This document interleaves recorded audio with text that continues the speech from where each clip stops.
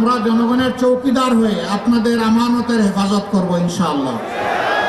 আপনাদের সমর্থন এবং ভোটে জাতির এই আমানতের দায়িত্ব আমাদের উপর অর্পণ করেন, তাহলে আল্লাহর কসম, আল্লাহর কসম, আল্লাহর কসম, জনগণের সম্পদের উপর আমরা হাত দেব না।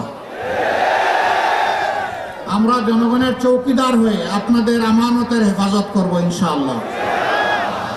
আমরা সরকারি তহবিলের প্রত্যেকটি আয় ব্যয়ের হিসাব আপনাদের সামনে জনসমক্ষে দিতে বাধ্য থাকব।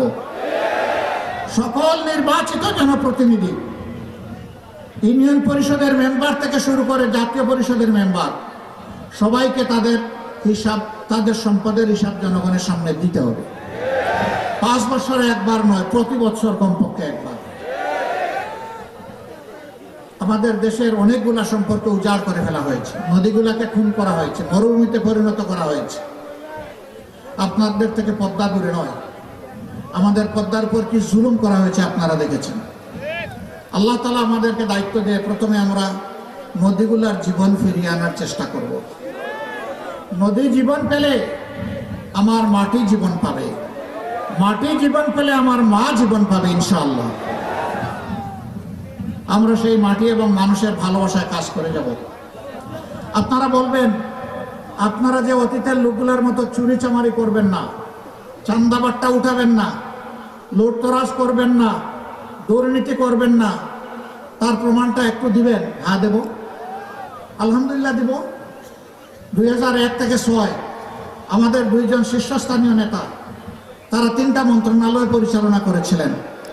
আলহামদুলিল্লাহ, তারা সৎ ছিলেন, স্বচ্ছ ছিলেন, তারা স্বজনপ্রীতি থেকে মুক্ত ছিলেন এবং তাদের 3টা মন্ত্রণালয় অত্যন্ত স্মার্টলি, দক্ষতার সাথে তারা পরিচালনা করেছে। আজকে সবগুলা আপনাদের দায়িত্ব পেলে সবগুলা মন্ত্রণালয়কে এই ধরনের লোক দিয়ে আমরা সাজাবো ইনশাআল্লাহ। সেদিন বাংলাদেশ মুক্তির স্বাদ ভোগ করবে। আর আমাদের স্পষ্ট বার্তা মা বোনদের প্রতি, যে জাতি তার মা বোনকে সম্মান করতে জানে, আল্লাহ তাআলা সেই জাতিকে সম্মানিত করেন। আমাদের মা বোনেরা গৃহে, রাস্তায় এবং কর্মস্থলে ইনশাআল্লাহ তারা শতভাগ সম্মান, মর্যাদা এবং নিরাপত্তার সাথে তারা থাকবেন এবং কাজ করবেন ইনশাআল্লাহ।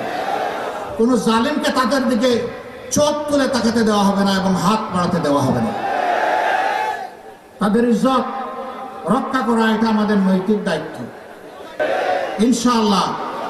আমরা গভীর আস্থাশীল, আজ ন্যায্যতার পক্ষে, স্বচ্ছতার পক্ষে, সততার পক্ষে, সামাজিক ন্যায় বিচারের পক্ষে, ফ্যাসিবাদের বিপক্ষে, আধিপত্যবাদের বিপক্ষে আমাদের ঝুট আজকে ঐক্যবদ্ধ।